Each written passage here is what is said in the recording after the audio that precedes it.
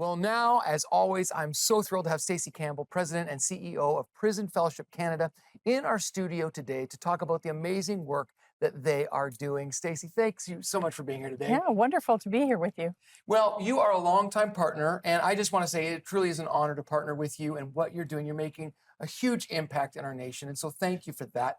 But maybe for those who are not familiar with Prison Fellowship Canada, can you just give us a brief overview of what you do? For sure. So we work with four sets of stakeholders. We work with prisoners, those who are incarcerated, and then ex-offenders as well in the community. We work with victims and surrogate victims, and then we work with the families of the incarcerated people. So we offer different programs. They're anywhere from Bible study programs, life skill programs, restorative practice programs, and then children's Christmas and camping programs as well. Yeah, I love that because you work with kids whose parents are incarcerated and give them opportunities they wouldn't have otherwise. That's right. There's so many great things that you do. But recently, you've been really focusing a lot on the Indigenous people. And it really is a crisis that maybe we don't talk about enough or aren't aware of. And so can you just talk a little bit about some of the work that you're doing in that area?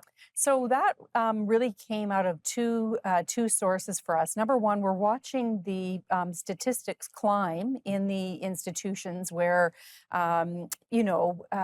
perhaps 15 years ago, the percentage of individuals that were incarcerated and Indigenous, and now is really, really growing. And so that caused concern for us. And we had another thing that happened, and it had to do with our camping program.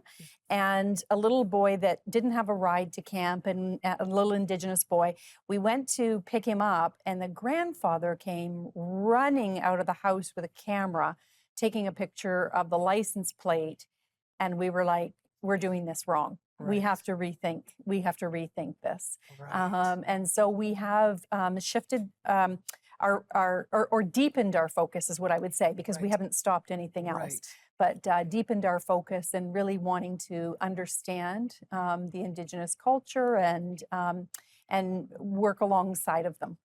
Yeah, I really love that, because I think a lot of times our solutions are separated from an awareness of the reality that someone else is experiencing. We approach the problem from our perspective and we think we have the solution. So I love that. So talk a little bit about some of the work that you're doing on the reserves. So we are spending some time on different reserves across Canada, where we are attending programs, attending the school, different partners that are also involved, who are giving us an opportunity to meet people, to meet youth, and just talking to them about their life stories and what things are like, what are their hopes, what are their vision, and what is over a sustained period, not going up for a couple of hours, but actually going up and staying for a period of time to see what we can observe.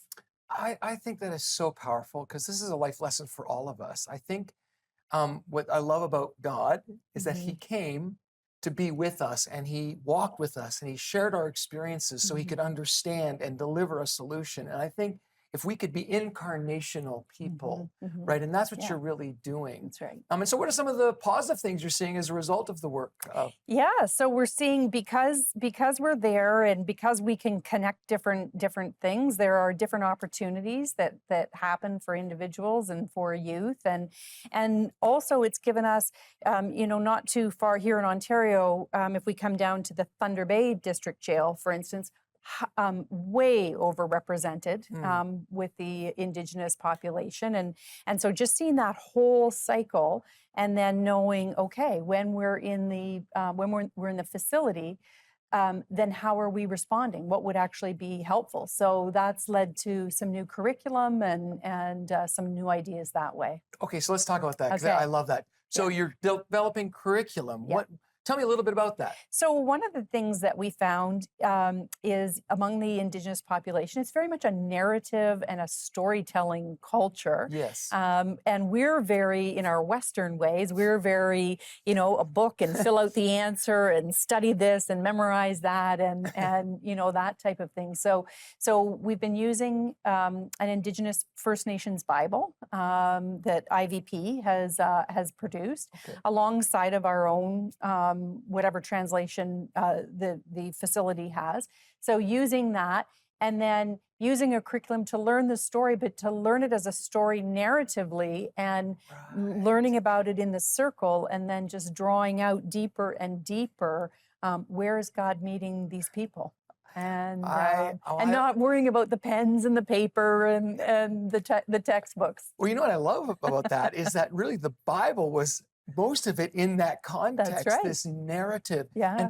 And I also love this idea that if we could invite each other Yeah. into a shared narrative, Yes. it's not your story, my story, it's our story. Right. There's something really powerful about that. Yeah. So for those watching, what are ways that we can get involved, we can make a difference, and help in the great work that you're doing? Yeah. So first of all, prayer support. I cannot underscore that enough. It's a ministry that takes us into very dark territory, and so we really rely on prayer. And apart from that, going on the website, you can see all the different places across Canada where you can volunteer and our different needs across Canada. And of course, we're very grateful for your partnership as well. Well, yeah, and if you're watching, you can find out all this information on our website at 700club.ca, and you can learn more about Prison Fellowship Canada. Thank you so much for being with us here today. Yeah.